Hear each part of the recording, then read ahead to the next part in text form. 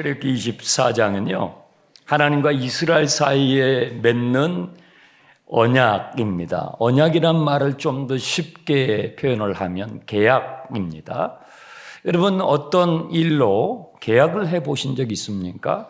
집을 산다든지 땅을 산다든지 하는 여러 가지 관계로 또 공사를 한다든지 계약을 해보신 경험이 있을 것입니다. 계약을 할 때에 계약서를 그 내용을 사인을 하기 전에 꼼꼼하게 읽어봅니다. 이 계약이 나에게 얼마만큼 이익이 될 것인가, 유익을 줄 것인가. 만약에 이 계약의 내용이 나에게 그렇게 이득이 되지 않고 상대방에게 너무 지나치게 이익을 준다든지 아니면 나에게는 전혀 이익이 없다고 한다면 최종 사인을 하지 않겠죠? 네, 이것이 계약입니다. 계약은 혼자서 성립되는 것이 아니죠. 우리나라 역사에 가장 비합리적이고 가장 불평등했던 계약이 1910년도 한일 합방입니다. 힘없는 대한제국과 힘있는 일본 사이에서 맺어진 이 계약으로 인해서 우리나라는 식민지가 강제로 되었습니다. 이름이 제국이지 힘이 없는 대한제국이었습니다. 그래서 우리는 그날을 경술국치, 경술련에 일어난 치욕스러운 국가적 사건으로 우리는 기억하고 있습니다. 인류 역사상 가장 불합리하고 가장 불평등했던 계약은 하나님과 이스라엘 백성들 간에 이루어진 계약인 것입니다. 그것은 거룩하신 하나님과 전혀 거룩하지 않은 노예들과의 계약입니다.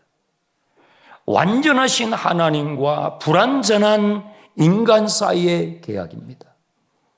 의로우신 하나님과 불의하기 짝이 없는 죄인들 간의 계약입니다.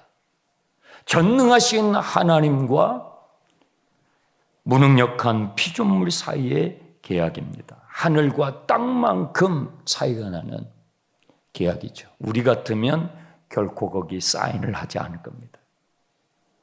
그런데 하나님께서 이 계약을, 이 언약을 먼저 제시를 했습니다. 먼저 제안을 한 겁니다. 그리고 하나님께서 먼저 이 계약서에 사인을 하는데요, 펜으로 사인을 하는 게 아니에요. 도장 찍은 거 아니에요. 피로써 사인을 하셔요. 우리는 어제 이 내용을 24장에서 살펴보았었는데요, 24장 6절을 한 번 더 보시면 모세가 제물의 피를 양푼에다가 다 담습니다. 그리고 그 양푼에 담겨져 있는 절반의 피를 먼저 제단에다가 뿌립니다. 제단에다가 뿌렸다는 것은 하나님께서 먼저 사인하셨다는 뜻입니다. 모세는 하나님의 입장에서 이 계약을 지금 대행하는 사람입니다. 제단에다가 먼저 뿌렸다는 것은 하나님께서 먼저 사인하셨다는 것을 의미하는 것이죠. 히브리어로 계약을 맺다라는 단어가 카라트 베리트라는 단어인데 잠깐 사진을 보시기 바랍니다. 저렇게 히브리 원문이 되어 있습니다. 베리트는 언약이라는 단어이고 카라트는 자르다, 쪼개다라는 뜻이에요.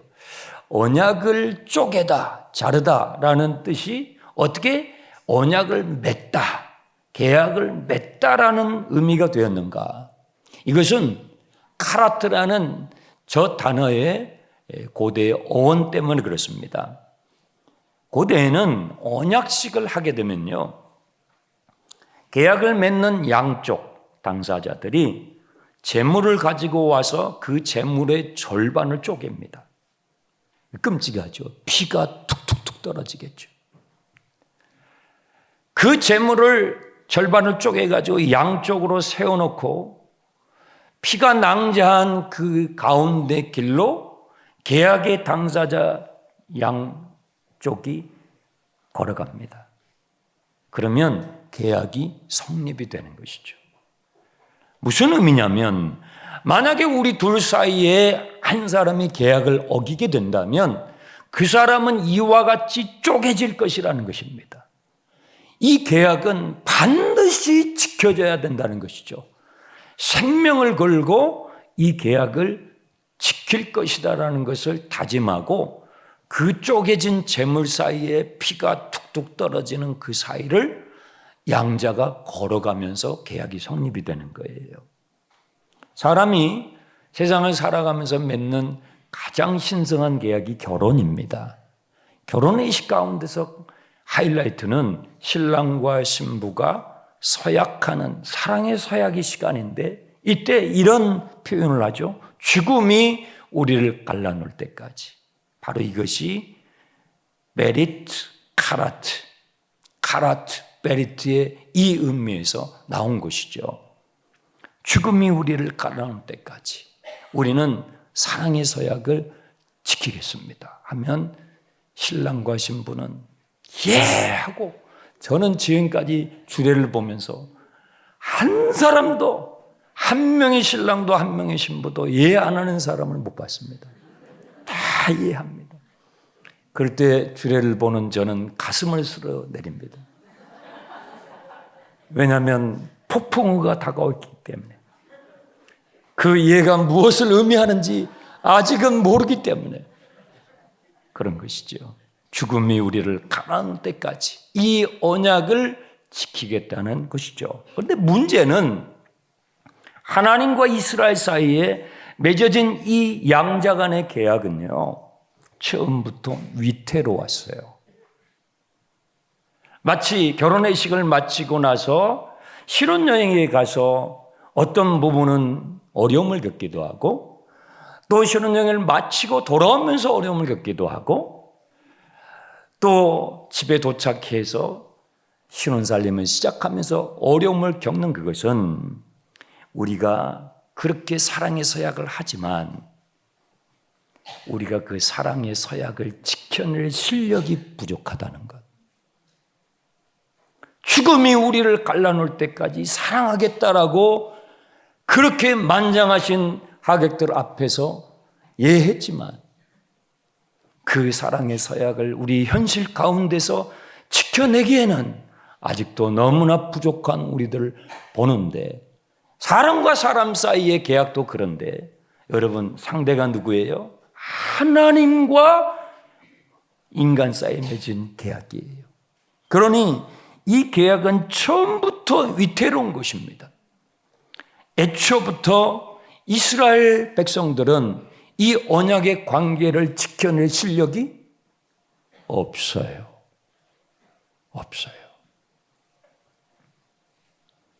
그래서 우리는 구약 성경을 읽으면 끊임없이 반복적으로 하나님을 배신하게 되는 이스라엘 백성들의 스토리를 보게 됩니다. 그것은 하나님과 맺었던 그 언약을 지켜낼 수 있는 실력이 그들에게 없다는 것을 말해준 것입니다. 하나님은 그것을 모르셨을까요? 아셨죠. 그러면 아셨음에도 불구하고 왜 그런 언약을 먼저 제안하시고 먼저 사인을 하셨느냐 이겁니다. 모세는 5권의 성경을 성령의 감동으로 기록했는데 창세기, 출애굽기, 레위기, 민수기, 신명기의 5권의 책을 기록했어요. 모세는 5번째 신명기에 그 이유를 기록해 놓았습니다. 화면을 보시기 바랍니다. 함께 읽겠습니다. 여호와께서 너희를 기뻐하시고 너희를 택하심은 너희가 다른 민족보다 수요가 많기 때문이 아니니라. 너희는 오히려 모든 민족 중에 가장 적으니라. 여호와께서 다만 너희를 사랑하심으로 말미암아 또는 너희의 조상들에게 하신 맹세를 지키려 하심으로 말미암아 자기의 권능의 손으로 너희를 인도하여 내시되 너희를 그 종되었던 집에서 애굽 왕 바로의 손에서 속량하셨나니. 아멘. 너희가 이스라엘 자손들이 모든 민족들 가운데서 잘나서도 아니고 많아서도 아니고 힘이 있어도 아니고 똑똑해서도 아니고 자격이 있어서도 아니에요. 오히려 가장 작기 때문에. 이게 뭐예요? 아무 자격이 없기 때문에, 내세울 것이 없는, 아무 자격이 없지만 왜요? 사랑하기 때문에. 이유가 그것입니다. 사랑하기 때문에. 여러분, 사랑하면요, 내가 사랑하는 그 대상이 나하고 아무리 조건이 떨어져도 내가 사랑하잖아요. 그러면 그 사람의 조건과 처지와 환경이 나에 비해서 떨어져도 결혼을 하는 사람들이 있습니다. 하나님께서 왜 우리를 하나님의 백성으로 삼아주셨는가? 성경은 이렇게 증언합니다. 우리를 사랑하셨다는 것입니다. 저는 제 아내하고 결혼을 한 지 이제 30년이 가까워집니다. 아직 우리 큰형님, 큰 누님들에 비하면 아직도 세 발에 핍니다마는, 그래도 30여 년이 가까워지고 있습니다. 제가 제 아내를 처음 손을 잡았을 때 100만 볼트 전기가 왔습니다. 제가 제 아내를 처음 포옹했을 때, 여러분도 그 순간이 있었죠? 처음 손을 잡고 처음 허그를 했을 때 그 순간이 있었겠죠? 사랑의 감정입니다. 그런데 우리의 사랑은요, 그런 감정적 들뜸보다도 훨씬 더 크고도 큰 것입니다. 그것은 사랑한다는 감정이고 사랑이 시작되었다는 것입니다. 목사님, 지금도 손을 잡으면 100만 볼트가 찌릿합니까? 지금은 그러지 않습니다. 여러분들도 다 아시는 겁니다. 하지만 여러분, 진정한 사랑은요, 나의 모든 것으로 상대방을 용납하고 상대방의 모든 것을 내가 함께 용납하면서 수많은 세월을 견뎌내면서 그 사랑은 확인되는 것입니다. 감정적인 것이 있죠. 하지만 그것은 사랑의 시작에 불과한 것입니다. 그것은 사랑의 일부에 불과한 것입니다. 참된 사랑은 함께 살아가며 수많은 인생의 굴곡을 겪으면서, 그 아슬아슬한 순간을 겪으면서 상대방의 모든 것을 용납하고 나의 모든 것을 상대방이 용납하면서 또 확인되고 또 확인받으면서 사랑이 지속되는 것이죠. 하나님께서는요, 그런 마음으로 사랑의 서약을 하신 것입니다. 하나님께서 먼저 사랑의 서약을 하신 것은 내가 이와 같이 나의 힘을 다하여 온 마음으로 나의 백성을 사랑하시겠다는 주님의 의지가 거기에 담겨 있었던 것이지요. 그렇다면 이스라엘 백성들은 쪼개져도 수백 번 쪼개져야 됩니다. 구약 성경에 하나님을 배신하는데 밥 먹듯이 하거든요. 근데 하나님께서 이 이스라엘 백성들을 벌 주시지 않으시고 출애굽기 다음에 나오는 책이 뭐예요? 레위기서입니다. 왜 출애굽기 다음에 레위기서가 있는지 아세요? 이스라엘 백성들을 쪼개야 되는데 이스라엘 백성들을 쪼갤 수 없으니까 소와 양과 염소를 쪼개는 것입니다. 이스라엘 백성들 대신에 재물을 쪼개서 다시 그 사랑의 언약을 갱신하고 다시 기회를 주는 것입니다. 우리 다시 사랑의 이 언약을 기억하며 우리 다시 한번 사랑을 지켜보자고 그 언약의 기회를 제공하는 것입니다. 여러분, 레위기서는 지루한 책이 아니에요. 레위기서는 하나님의 사랑의 절렬한 책이에요. 눈물이 없이는 읽을 수 없는 책이에요. 자격이 없는 죄인된 나를, 하나님과 사랑의 언약을 지킬 실력이 없는 나를 하나님께서 어떻게 사랑하시고 그 사랑의 관계를 지켜가시는지를 보여주는 책이 레위기서인 것입니다. 결혼식을 올렸으면 이제 같이 살아야 돼요. 그래서 하나님께서 이 모세를 시내산 꼭대기로 부르셔가지고 십계명 돌판을 주시면서 이렇게 말씀을 하셔요. 25장 8절 보십시오.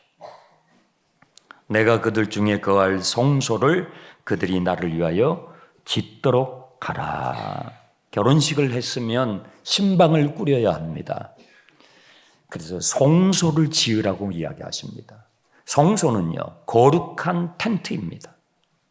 이스라엘 백성들은 광야에서 다 텐트 생활을 하죠. 그런데 성소, 홀리 텐트, 왜 하나님께서 우리 가운데 오셔서 거하시는 텐트이기 때문에 거룩한 텐트라고 한 것입니다. 우리의 삶의 자리에, 우리의 눈높이에 우리와 사랑의 언약을 맺으신 하나님께서 우리의 삶의 자리에 찾아오시기 위해서 성소를 지으라고 말씀하시는 것입니다. 이 성소를 지을 때에 2절을 보시면 이스라엘 자손에게 명령하기를 내게 예물을 가져오라 하고 기쁜 마음으로 내는 자, 기쁜 마음으로 지으라고 이야기하십니다. 무슨 말입니까? 하나님과 사랑의 언약의 관계 안에 들어온 사람들에게는 이 기쁨의 감격이 있다는 것입니다. 이 하나님의 사랑의 언약의 밖에 있는 사람들에게는 이건 아무 무의미한 것입니다. 상관이 없어요. 텐트를 짓든 말든 상관이 없어요.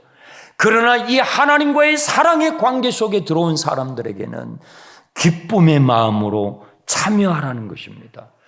누구든지 참여하라는 것입니다. 어린아이든지 청소년이든지 청년이든지 어른이든지 노인이든지 누가 됐든 간에 오랫동안 교회를 다닌 사람이든지 오늘 처음 예배당 문을 열고 온 새가족일지라도 이 하나님과의 언약의 관계 속으로 들어온 사람이면 누구든지 이 성소를 짓는 일에 기쁨으로 참여하라는 것입니다. 그리고요,